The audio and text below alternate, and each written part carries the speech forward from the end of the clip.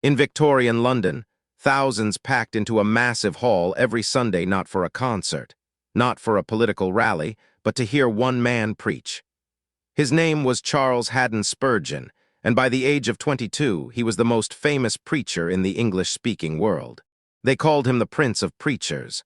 But here is what made Spurgeon unusual. He did not hoard his gift. He founded a college to train young pastors, and week after week, he stood before those students and poured out everything he had learned about the craft and calling of preaching. Those lectures were eventually collected into a book, Lectures to My Students. And what Spurgeon gave those young men was not a dry textbook. It was a masterclass from someone who had been broken, rebuilt, and set on fire. So what did the greatest preacher of his age want future preachers to know? It starts in a place you might not expect. Spurgeon does not begin with technique. He does not open with tips on vocal projection or sermon outlines. He begins with the preacher's own soul. Watch your life, he tells his students. Before you ever stand in front of a congregation, you need to answer a question that no seminary degree can settle for you. Has God actually called you to this work? Not do you enjoy public speaking, not did your family expect this of you, but has the living God laid his hand on your life and said, "Go"? And then he presses harder.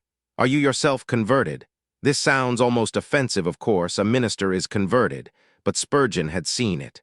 He had watched men enter the ministry the way someone enters a profession, with ambition and credentials, but without a transformed heart. And he says plainly, a man who preaches salvation but has never experienced it is like a signpost pointing to a city it has never visited. Your character, Spurgeon insists, is your first sermon. People will forget most of what you say. They will never forget what you are. Now, if the preacher's soul is the foundation, Spurgeon says prayer is the engine, and he is not talking about polite, formal, public prayers. He is talking about the preacher alone with God, on his knees in his study, wrestling. He calls private prayer the key to the whole position. Think about that phrase, it is military language. Spurgeon pictures the ministry as a kind of campaign, and the prayer closet is the strategic high ground. Lose that ground, and everything else falls apart. Your sermons become hollow performances. Your pastoral visits become social calls. Your whole ministry becomes machinery without power. Spurgeon knew this firsthand. He preached to 6,000 people every week, managed an orphanage, oversaw a college, edited a magazine, and wrote volumes of commentary. And he said that all of it would become sawdust without prayer. The busier you are, the more you need to pray, not less. So you have examined your soul and you have prayed.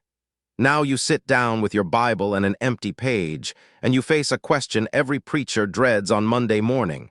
What do I preach on next? Spurgeon has strong opinions here. He tells his students not to be novelty hunters, do not go chasing obscure passages just to seem clever. But he also warns against always retreating to the same comfortable texts. The whole Bible is your field. Walk through all of it. And here is his key insight. The text should choose you as much as you choose it. A passage should grip your own heart before you try to press it on anyone else. If a verse has not done something to you during the week, if it has not convicted you, comforted you, or astonished you, then you are not ready to preach it. You will be delivering a report about Scripture rather than delivering Scripture itself. The sermon, Spurgeon says, should cost you something. If it came cheap, it will sound cheap. Now we arrive at one of Spurgeon's most famous ideas, the art of illustration. And he gives us a metaphor that is itself a perfect illustration. Sermons, he says, are like houses. The doctrine is the structure, walls, beams, foundation. But illustrations are the windows. Nobody wants to live in a house without windows. You need light to come in. A well-chosen story, analogy, or image does what abstract argument cannot. It makes truth visible. You can explain the doctrine of God's sovereignty for 20 minutes and people will nod politely. Or you can tell the story of a ship caught in a storm where the captain cannot control the wind, but can trim the sails, and suddenly the room understands. Spurgeon himself was legendary at this.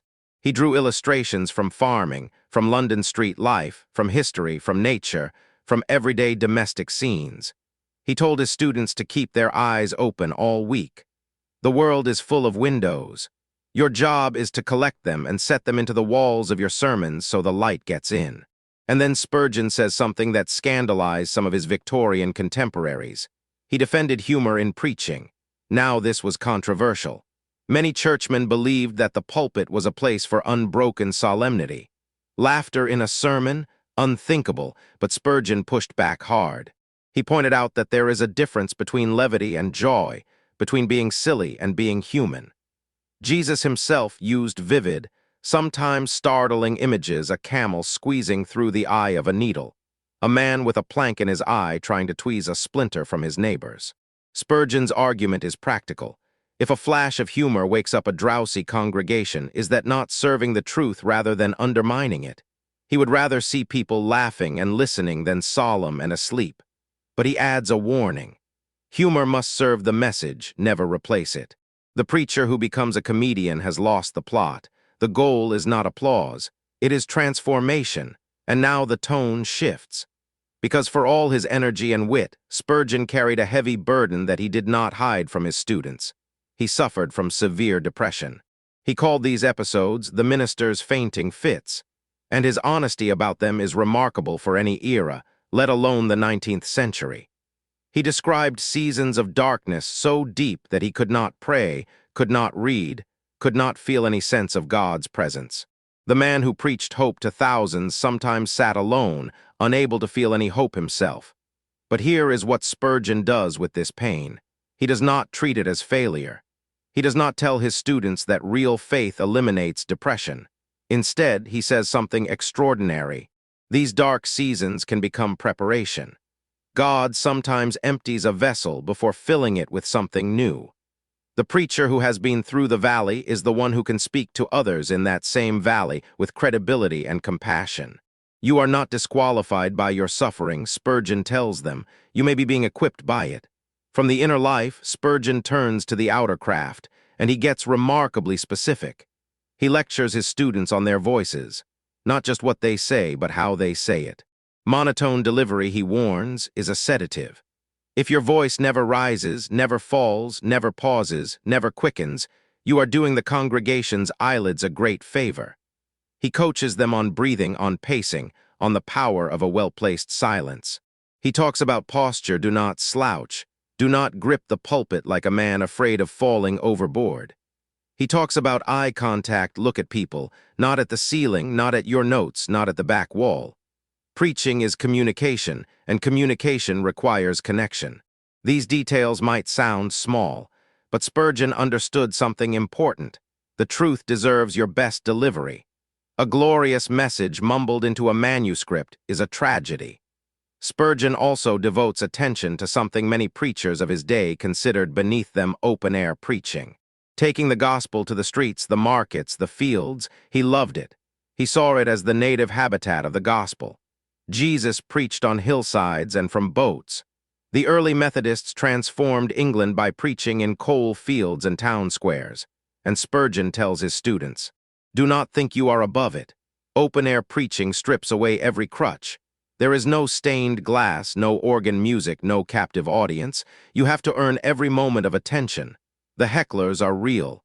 The distractions are constant. And Spurgeon says this is magnificent training. If you can hold a crowd at a street corner, you can preach anywhere.